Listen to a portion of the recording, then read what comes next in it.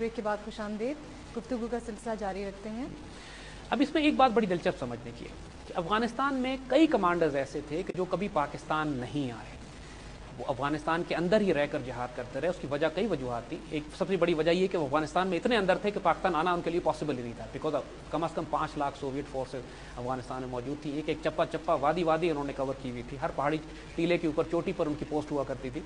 सो पाकिस्तान पहुँचना और जाना बहुत मुश्किल काम होता था। यानी मुझे मालूम है कि ख़ास तौर पर शुमाली अफ़गानिस्तान में अगर चित्राल से दाखिल हों तो 45 दिन लग जाते थे नॉर्दर्न अफ़गानिस्तान पहुंचते हुए, रुकते रुकाते, छुपते छुपाते, पहाड़ी चोटियों के ऊपर से होते हुए, बर्फ़ के अंदर से गुजरते हुए, कॉन्वॉयज़ को, मुजाहिदीन को सामान ले जाते हुए 45 डेज़, कभी कभी 20 दिन, 15 दिन, और lots of them would perish on the way. तो 2 बड़े कमांडर ऐसे थे जिनका ताल्लुक जमीयत इस्लामी से था, लेकिन वो कभी पाकिस्तान नहीं आए। एक इस्माइल खान जो हेरात में था, और दूसरा पंजशेर का lion Ahmad Shah Massoud. Ahmad Shah Massoud stayed in Panjshir valley. Russians ने, सोवियट्स ने बहुत कोशिश की पंजशेर वैली को कैप्चर करने की, लेकिन उस वैली का स्ट्रक्चर इस तरह से है कि आगे से चौड़ी है लेकिन पीछे से पहाड़ी पे हाइट भी गेन करती है और नैरो होती जाती है। And it's an ideal defensive position. वहाँ आर्मर्ड कार्स और टैंक्स और दूसरा इक्विपमेंट भारी इक्विपमेंट जा नहीं सकता, तो आपको ट्रुप्स भेजने पड़ते हैं। ट्रुप्स को फिर अफगान अच्छे एंगेज करते थे। So Panjshiri fighters emerged as the fascinating beautiful fighters in Afghanistan, जो और दे रिमेन फ्री मैन। कभी पंजशेर वैली पर सोवियट्स ने कब्जा नहीं किया। 5 या 6 पंजशेर ऑफेंसिव किए और हमेशा मार खाई। अहमद शाह मसूद का ताल्लुक उस्ताद रब्बानी की जमीयत इस्लामी पार्टी से था, और मसूद को जितनी सप्लाईज जाया करती थी, एक तो ये कि पाकिस्तान से पहुंचना तकरीबन नामुमकिन था उनको, क्योंकि रास्ता इतना मुश्किल था, मगर जो कुछ भी पहुंचता था वो जमीयत के थ्रू पहुंचता था। सो मसूद वॉज आर बॉय। हमने तो 79 में उसकी तरबियत की थी। वो कभी भी पाकिस्तान का मुखालिफ नहीं था, कभी भी पाकिस्तान के खिलाफ नहीं था। जमीयत इस्लामी उसकी सरबराह पार्टी थी, पेरेंट पार्टी थी। Ismail Khan also never came to Pakistan. वो भी ईरान के ज़्यादा नज़दीक होने की वजह से उसकी इमदाद ईरान से आती थी। अफगान सोसाइटी की कुछ बातें यहाँ पे समझना ज़रूरी है। देखिए, हम पाकिस्तानी इस तरह उस अफगान सोसाइटी को नहीं समझते जिस तरह अफगानिस्तान के अंदर इनकी एथनिक डिवीजन्स हैं। वहाँ पर बहुत शदीद डिफरेंसेस हैं between Pashtuns and non Pashtuns, यानी ताजिक्स हों, हज़ारास हों, उज़्बक्स हों। ये तारीख़ी है। यानी हज़ारास के साथ वो खासा तौहीनामे सलूक भी किया करते थे अफगान सोसाइटी में। इसकी मिसाल मैं सिर्फ आपको एक देता हूँ कि अफगानिस्तान में हज़ारा से हाथ नहीं मिलाते थे, उनको इतना तौहीनामे सलूक करते थे। तो जनरल मूसा खान पाकिस्तान का गवर्नर हुआ करता था एक ज़माने में बलूचिस्तान का। तो अफगानिस्तान से डेलीगेशन आया, जनरल मूसा हज़ारा थे, तो उस अफगान डेलीगेशन ने पाकिस्तानी गवर्नर से हाथ नहीं मिलाया कि अफगानिस्तान में हज़ारा से हाथ नहीं मिलाए जाते थे। बिल्कुल वो दलित वाला सलूक उनके साथ, वो एक इतना ज़्यादा क्लास सिस्टम उन्होंने अफगानिस्तान में बनाई हुई थी। So this was the mindset of the Afghans. And has that changed now? Not much.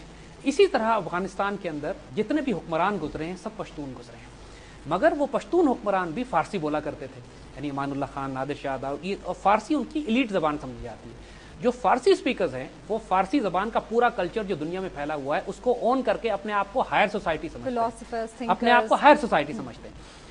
और पश्तून भी अफगानिस्तान के, जिस तरह हमारे यहाँ के लोग अपने आप को जब ज़्यादा ऊंचा करने लगते हैं तो अंग्रेज़ बन जाते हैं, तो अफगानिस्तान में भी लोग जब अपने आप को हायर सोसाइटी और हायर क्लास का शो करते थे, और जो काबुल का कल्चर होता था that was Farsi, very Farsi dominated culture. और ये फ्रिक्शन अफगानिस्तान में बहुत शदीद है। यानी फारसी बोलने वाले अभी भी पश्तूनों को they look down upon them, और पश्तून ये समझते हैं कि जो बहुत मॉडर्न फारसी स्पीकर्स जो हैं और इनका इस्लाम से इतना कोई अच्छा ताल्लुक नहीं है। ये फ्रिक्शन अफगान सोसाइटी की है। और अफगानिस्तान की इस्लामी तहरीकें भी इस तासुब से आज़ाद नहीं हो सकी। जैसे मैंने अर्ज़ किया ना, हिकमत यार और अहमद शाह मसूद दोनों इस्लामी तहरीकों के मेंबर्स थे। उसके बावजूद शदीद पर्सनालिटी क्लैश था दोनों में।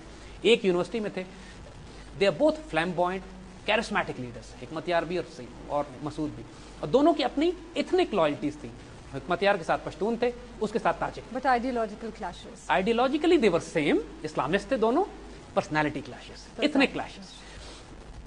अब इस पाकिस्तान ने जब अफगान जिहाद की मदद करना शुरू की 1979 से 1989 तक, ये ऐसा पीरियड था कि जिसमें तमाम जिहादी तहरीकें पाकिस्तान के साथ थी, सबके बेसिस पर पाकिस्तान में थे, लाखों रेफ्यूजीज़ यहाँ पे थे। अगर आप एक बात नोट कीजिए, अफगान मुजाहिदीन की तरफ से इस 10 साल के अरसे में एक भी दहशतगर्दी का एक्ट पाकिस्तान के अंदर नहीं हुआ।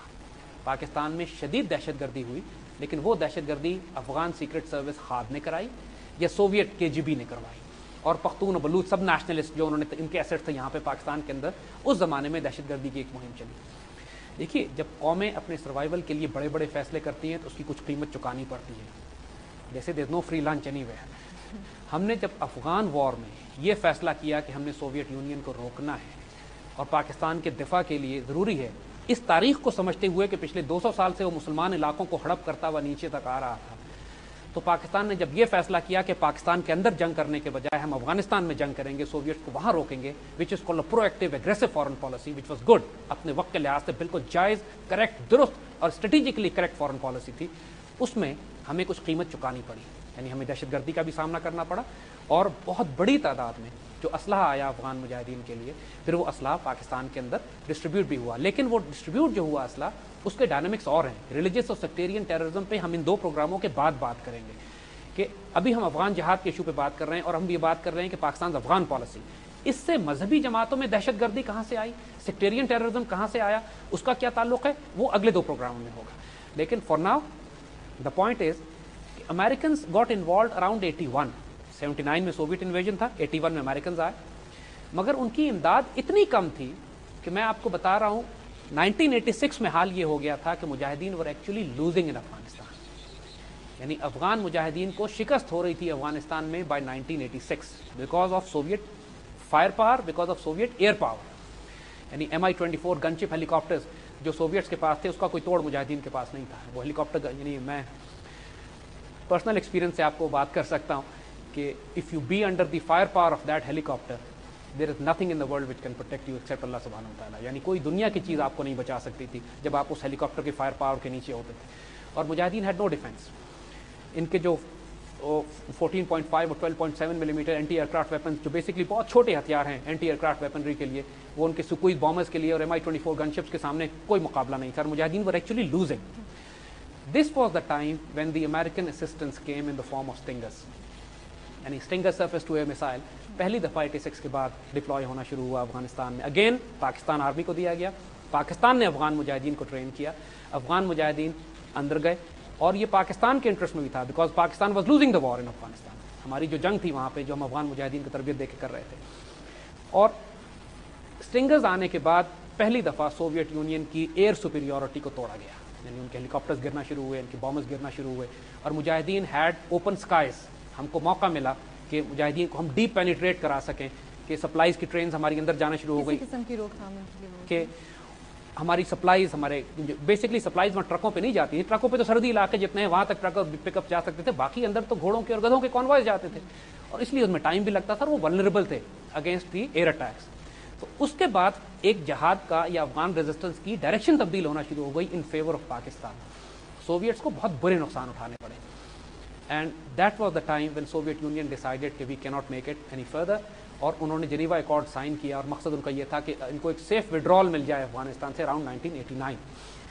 ज़ैद, अनफॉर्चुनेटली प्रोग्राम का वक्त अब यहाँ ख़त्म होता है. इसी गुफ्तगू को हम अगली बार दोबारा कंटिन्यू करेंगे, यहाँ से जहाँ सिलसिला मुनक़ता हुआ है वहीं से दोबारा जोड़ेंगे. आप हमें अपनी राय से आगाह कीजिए. हमारा ईमेल एड्रेस है info@brasstax.biz. इसी टॉपिक को अगली बार आगे बढ़ाएंगे और हमारे एक्सपर्ट जनाब ज़ैद हामिद साहब, बहुत शुक्रिया आपका, वो भी मौजूद होंगे. आप इनको लिखिए, हमें लिखिए, अपने सवालों से आगाह कीजिए. इस बार प्रोग्राम की वक्त की कमी की बायस हम आपके ईमेल्स नहीं शामिल कर सके, बट ये वादा है कि अगली बार आपके ईमेल्स और आपके क्वेश्चंस को पढ़ेंगे. बहुत बहुत शुक्रिया. Next time same channel. Thank you.